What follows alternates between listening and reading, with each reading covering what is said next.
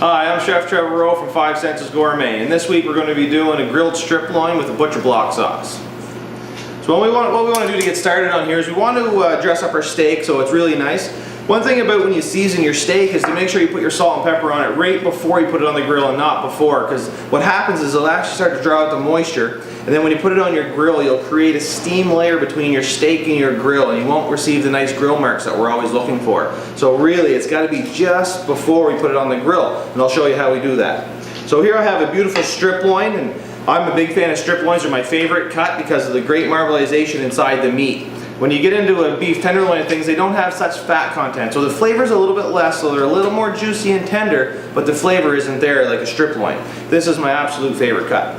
So here I have a little bit of salt and pepper, some sea salt, and some coarse grated pepper, and we just want to put a nice little bit of on top on one side and get this side. We want to do this nice and fast so it doesn't give time for the moisture to rise to the top.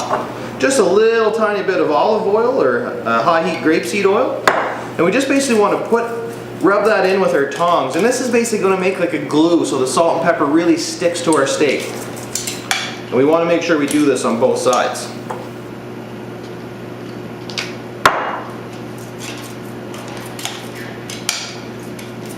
Beautiful. So the next thing we want to do is when we set it on the grill, I like to set mine on the grill on a 45-degree angle. So that way there, when it's cooking, it's going to have those nice diagonal grill marks on it that we're always looking for.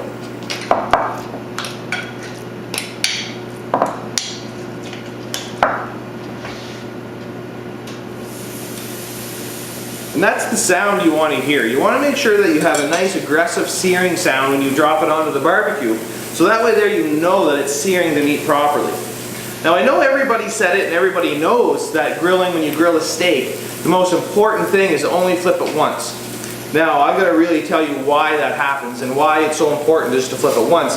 You can see as the steak is starting to grill, what happens is all the moisture gets pushed from the bottom up to the top because all the heat is coming from the bottom. So it's basically throwing all this juice and making it boil and coming out of the top. So every time you flip that steak, all that juice that was pushed up is now going down to the bottom. And then you get bored, you know, it's been 2 or 3 minutes, so then you go over and then you flip your steak again. You'll hear it every single time, you'll get flare-ups and you'll see. That's all juice that you're trying to save within your steak. So flipping your steak once is the most important thing when you're cooking a steak, and it's the difference between your steak going from good to great. So our steak has been on for about 2 minutes, and now we want to just give it a nice little 45-degree angle so we get those nice diamond marks that you see in most restaurants. Instead of flipping your steak multiple times to achieve that, just give it a little turn, 45 degrees, and now we're going to have those nice diamond hatch marks on the other side. So one thing is people always want to know what the best doneness of your steak is. And so it's hard to determine how to tell you a time limit on 2 minutes per side or 3 minutes per side, because everybody's barbecue is different. Everybody likes steaks that are different thicknesses.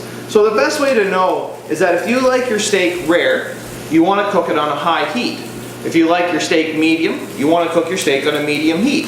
And if you like your steak well done, cook it on a low heat so that it's able to cook longer without basically removing a lot of the juices. Because you'll have a hard time cooking a well done steak on an extreme high heat. So remember that. Rare, high heat. Medium, medium heat. Well done, low heat. And that's really going to help you determine on how your steak is going to be done. And the trick is still, even with well dones, it's just to flip the steak once. So what you can see now on top of the steak is we have a lot of this moisture starting to collect, and you can see a little bit of the purge starting to collect on the corners. What's happening there is that all that bottom heat that I was mentioning earlier is starting to force a lot of the liquid up. And when it starts to collect on top of your steak, that's the first sign that you're reaching about medium. So normally when I see that, that's when it's telling me to flip it for the first or the only time. Now when you look on the top of that steak, I only flipped it once and I have beautiful diamond marks and all that nice caramelization on top of my steak, that's what's telling me that's flavor. So while we have that finishing up on our last side, we have about 3 to 4 minutes before it's ready. So what I'm going to do is I'm going to show you a very unique sauce that I like to do at home. And it's basically a quick marinade, but we're going to put it on the outside of our steak. So while we're letting it rest, we're actually going to let it rest in this little sauce that we're going to make. So the first thing we're going to start with is a little bit of garlic. We just want to chop the ends off, give it a little tap. That'll help us peel the garlic. Now that it's peeled, we put it on the cutting board. Now we want to get a lot of the juice out of the garlic, right? So we're going to give it a little smash with our knife, a quick little chop. Now the trick is, right now, is to mash it up with our knife really nice. So we just want to take our knife and sort of grind it right into that cutting board and get a lot of those oils and juices out. And this is what's going to make that nice garlic paste on the outside. And you can see what I have is just this basic paste. Okay? So the next thing we're going to do is take a little bit of salt and pepper. We're going to put that right over top of our garlic. Here I have a Fresno pepper. It's not a very hot pepper, it has great flavor and just mild heat. We can always control the amount of heat just by taking out the seeds and the pith in the center. So we just want to take the ends off, cut that in half. I'm going to use a half a pepper for that one steak. And basically I want to chop it up nice and small right into our garlic.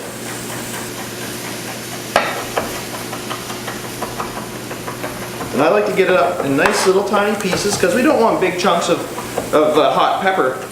We just want it to complement the flavor of our steak.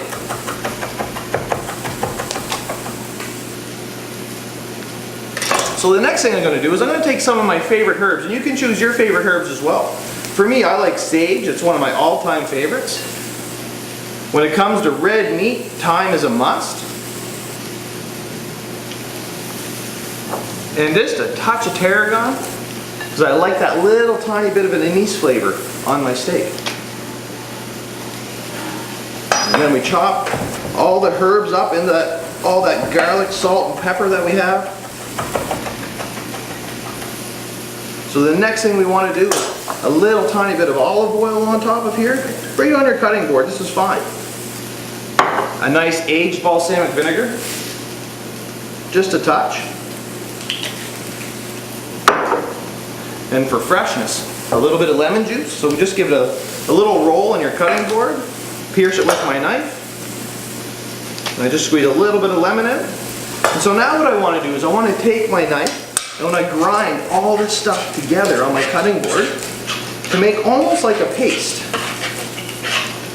And you can see how it's all forming this beautiful paste. So now our steak, we come over, and once again you can see that little bit of purge starting to collect on top of our steak, which is the first sign of it being medium. So once that's done, we'll turn our grill off, take our steak, and I'm going to put it right into that little mash that we made, right? And you can see, and now it's okay to give it a couple of flips. Really roll it around. And we normally want to let this steak rest for 2 to 3 minutes. And this is the most important part of cooking a steak. On the grill, in a frying pan, in your oven, it doesn't matter. The trick is what's happening is that when anything heats up, all the moisture inside is expanding and trying to get out. So the way we seared our steak top and bottom, all this moisture is being locked inside. So if we start cutting our steak or poke it to see if it's done right, what's happening is you're basically giving it out. So all the juice can just sort of sploosh out. And that's normally not what we want, because what happens is as this cools down, all that juice is sort of going to cool down a little bit and really grab onto a piece of meat. So when you do make your cuts, your first bite to your last bite should be nice and juicy and tender. And it makes a big difference. So now that our 2 minutes is up, what we're going to do is I want to slice this steak, and I want to have a little bit of this juice just to come out so that we just finish off our sauce.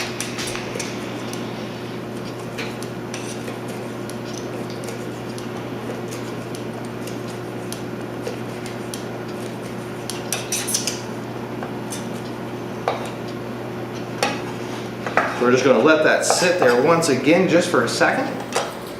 And there you have it. That is grilled strip loin with a butcher's block sauce. I'm Chef Trevor Rowe, and now you're cooking.